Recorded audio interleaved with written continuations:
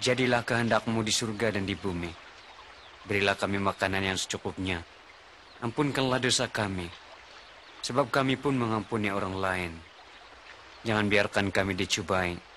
Selamatkan kami dari kejahatan.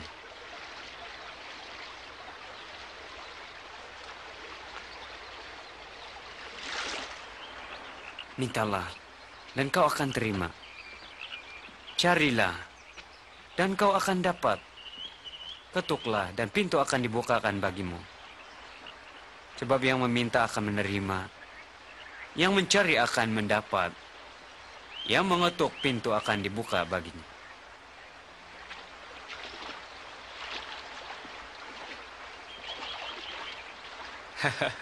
Mungkinkah seorang bapa akan memberi anaknya ular jika ia meminta ikan? Atau kalajengking bila dia meminta telur? Sejahat-jahatnya kamu, namun kamu tahu memberi yang baik kepada anakmu. Apatah lagi Bapa di surga akan memberi roh Tuhan kepada mereka yang memintanya. Aku beritahu engkau, jangan khawatir tentang hidupmu dan apa yang engkau makan, dan apa yang hendak engkau pakai. Sebab hidup lebih penting daripada makanan, dan tubuh lebih penting daripada pakaian. Perhatikanlah burung gagak, yang tak menanam atau menuai, tidak ada gudang atau bangsal, namun Tuhan memeliharanya. Bukankah nilaimu lebih tinggi lagi daripada burung?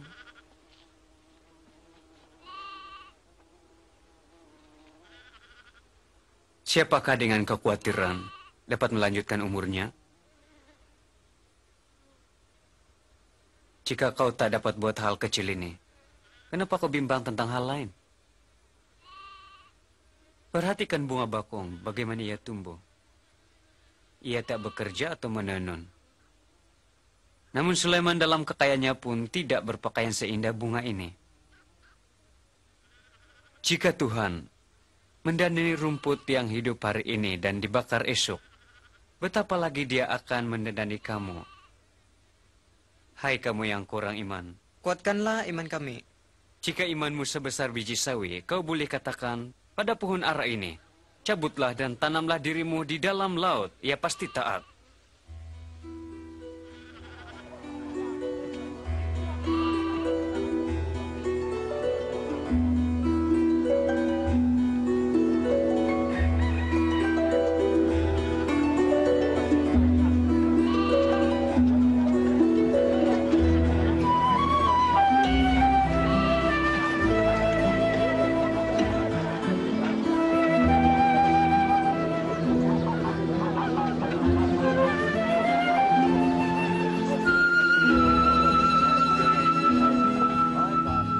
Pencobaan untuk berbuat dosa pasti datang. Tapi celakalah si pencoba. Lebih baik lehernya diikatkan batu dan dibuang ke dalam laut, daripada dia menyesatkan orang yang lemah ini. Seperti apakah kerajaan Tuhan? Ia semacam ini.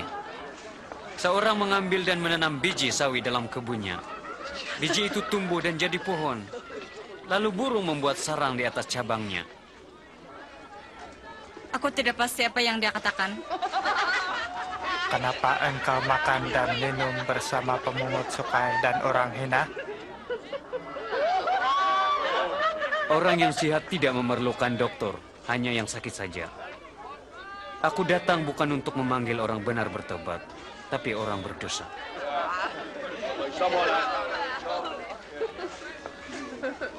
Ulangi lagi tentang kerajaanmu. Ada lagikah hal lain? Janganlah kamu semua takut, sebab Bapamu berkenan memberikan kerajaannya padamu. Juallah semua milikmu dan berikannya kepada orang miskin. Sediakan dompet yang tidak akan bocor, dan simpanlah hartamu di surga di mana tidak akan berkurang. Sebab tiada pencuri dapat mengambilnya, dan gegak tak boleh merusakkannya. Di mana hartamu berada, disitulah hatimu.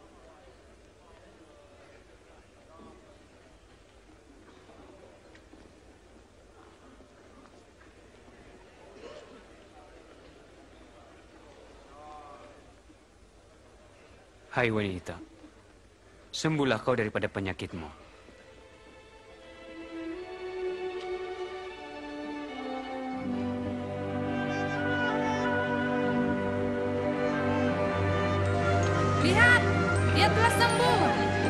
mujizat.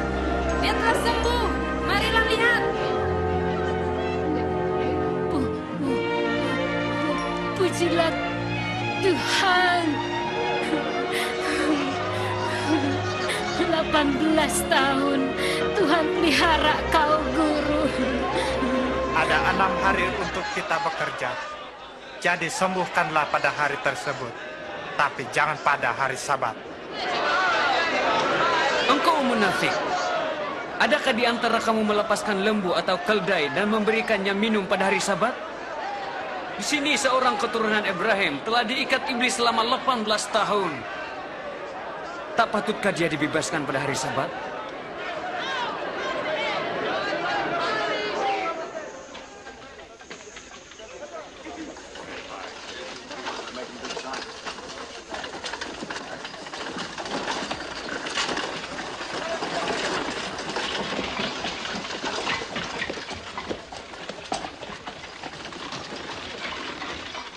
Guru yang baik, apa yang harus aku buat untuk beroleh hidup yang kekal?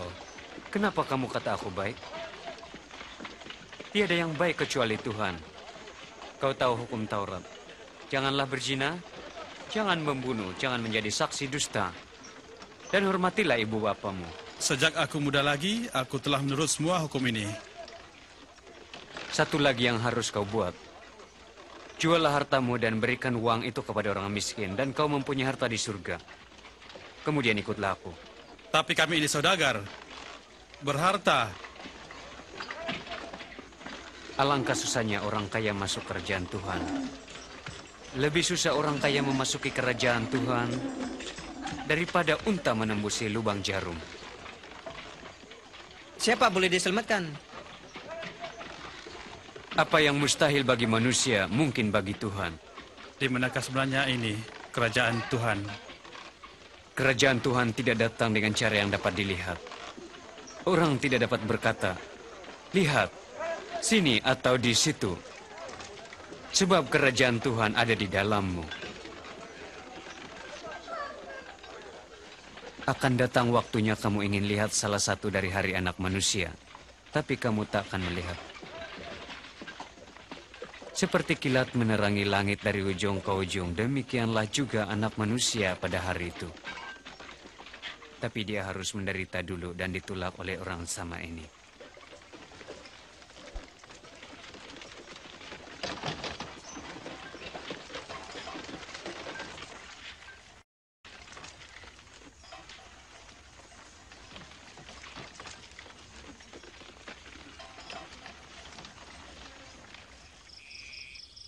Langit dan bumi lebih mudah lenyap daripada setitik pun dari hukum Taurat dibatalkan.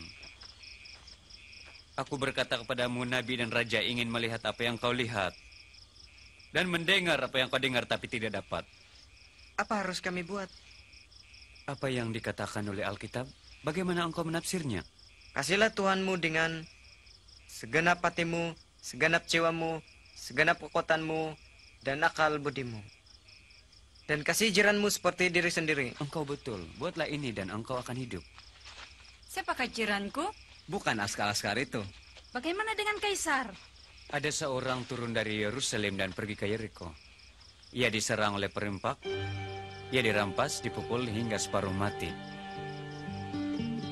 Kebetulan ada seorang imam yang lalu di situ dan melihat orang itu. Tetapi ia meninggalkan orang itu begitu saja. Demikian juga seorang Lewi, dia datang melihat orang itu, tapi hanya melihat lalu meninggalkan orang itu. Tetapi seorang Samaria yang kebetulan lalu di jalan itu, bila dilihatnya, hatinya dipenuhi oleh belas kasihan. Dia mendekatinya lalu membalut lukanya. Dia menaikkan orang itu ke atas keldainya dan membawanya ke rumah tumpangan. Keesokan harinya, dia memberikan 2 keping uang perak kepada tuan rumah tumpangan itu dan berkata, rawatlah dia, apabila saya kembali saya akan membayar uang yang selebihnya. Siapakah di antara ketiga orang ini yang bertindak sebagai jiran terhadap orang yang telah dirumpak itu? Yang menunjukkan belas kasihan. Kau buatlah demikian. Ya, biarlah kanak-kanak datang kepadaku dan jangan halang mereka. Sebab orang semacam inilah akan menikmati kerajaan Tuhan. Sesiapa tidak menyambut kerajaan Tuhan seperti anak ini, tak akan memasukinya. Sesiapa menyambut anak ini demi namaku, menyambutku. Sesiapa menyambut aku, menyambut Tuhan yang mengutus aku. Sebab dia yang terkecil di antara kamu adalah yang terpenting.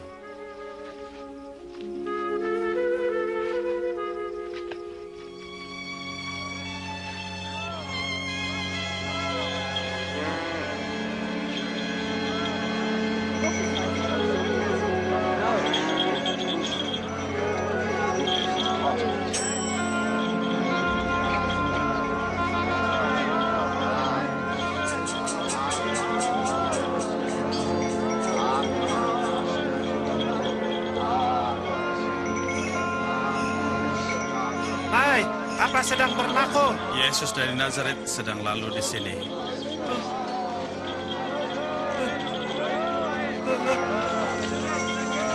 Yesus!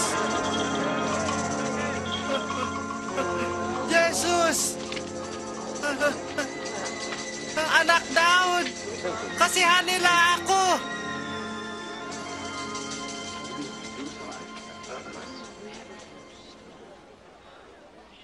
Apa yang kau ingin kulakukan? Aku ingin melihat semula.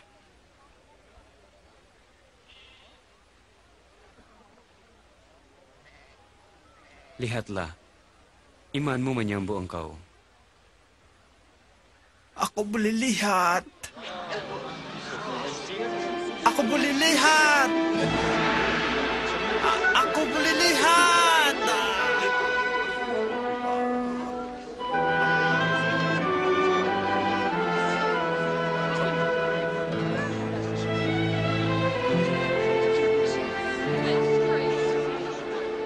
Semasa Yesus menuju ke Yerusalem, ramai orang menemuinya. Mereka meminta Yesus menunjukkan jalan untuk memperolehi penyelamatan dan mengajar mereka tentang kerajaan Tuhan.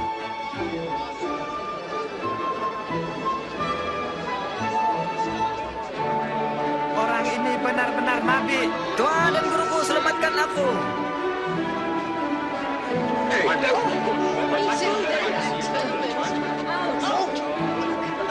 Ya Tuhan, selamatkan kami. Puji Tuhan. Tunjukkan kami jalan yang benar, Tuhan. Orang ramai mula menerimanya sebagai Tuhan. Di Yeriko ada seorang pemungut cukai bernama Zakius. Oleh sebab dia ingin sekali melihat Yesus, dia memanjat pokok. Dia itu pemungut cukai. Zakius, cepat turun. Hari ini aku mau singgah di rumahmu. Rumahku? Siapa sanggup singgah di rumahnya? Bagaimana Zakius kenal Yesus?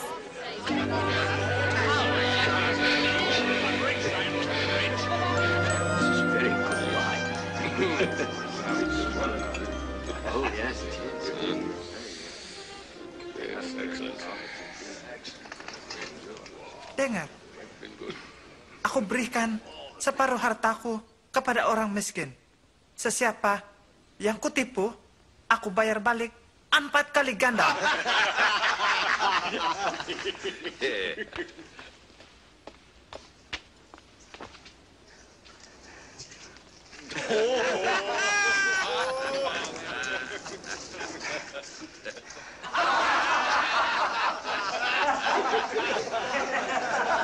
Aku tidak percaya pemungut cukai membayar balik cukainya.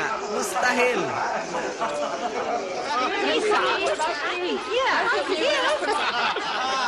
Hari ini penyelamatan datang ke rumah ini.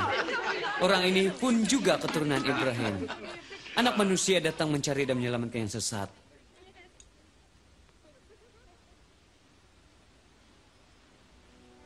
Dengar. Kita akan pergi ke Yerusalem, di mana semua yang ditulis Nabi akan dipenuhi. Dia akan diserahkan kepada bangsa asing. Dia diuluk, dia dipermalukan dan diludahi, dipukul dan dibunuh. Tapi pada hari ketiga,